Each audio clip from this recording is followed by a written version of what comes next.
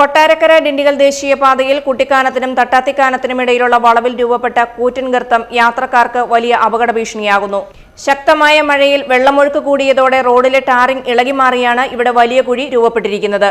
വളവ് തിരിഞ്ഞു വരുന്ന ഭാഗത്തായതിനാൽ ദൂരെയെത്തുന്ന വാഹനങ്ങൾക്ക്, പ്രത്യേകിച്ച് ഇരുചക്ര വാഹന യാത്രക്കാർക്ക് ഈ ഗർത്തം പെട്ടെന്ന് കാഴ്ചയിൽപ്പെടില്ല. മഴ പെയ്യുമ്പോൾ കുഴിയിൽ വെള്ളം നിറഞ്ഞു കിടക്കുന്നതിനാൽ ഇതിന്റെ ആഴം മനസ്സിലാക്കാൻ കഴിയാതെ വാഹനങ്ങൾ ഇതിൽ ചാടി അപകടത്തിൽപ്പെടാൻ സാധ്യതയേറെയാണ്. വലിയ ഗർത്തം കണ്ട് കാറുകളും മറ്റു വലിയ വാഹനങ്ങളും വെട്ടിച്ചു മാറ്റുന്നതും ഈ ഇടുങ്ങിയ വളവിൽ വലിയ അപകടങ്ങൾക്കിടയാക്കുന്നുണ്ട്. നിലവിൽ നാട്ടുകാരും മറ്റും ചേർന്ന് താൽക്കാലിക അപകട സൂചനാ മുന്നറിയിപ്പ് ഇവിടെ സ്ഥാപിച്ചിട്ടുണ്ടെങ്കിലും ഇതൊരു ശാശ്വത പരിഹാരമല്ല.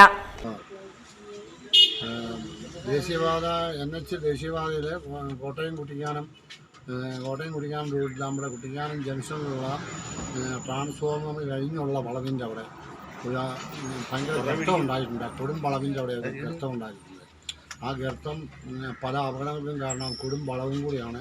പക്ഷെ അപകട സൂചന ബോർഡ് അവിടെ വെച്ചിട്ടുമുണ്ട്.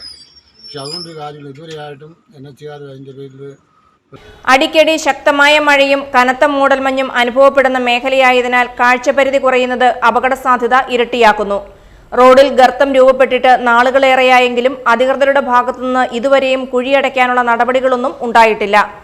ദേശീയപാതയിലൂടെയുള്ള യാത്ര സുഗമമാക്കുന്നതിനും ജീവനും സ്വത്തിനും സംരക്ഷണം ഉറപ്പാക്കുന്നതിനുമായി പൊതുമരാമത്ത് വകുപ്പ് അടിയന്തരമായി ഇടപെട്ട് ഗർത്തം നികത്തണമെന്ന് പ്രദേശവാസികളും യാത്രക്കാരും ശക്തമായി ആവശ്യപ്പെടുന്നു. News bureau, Peermade.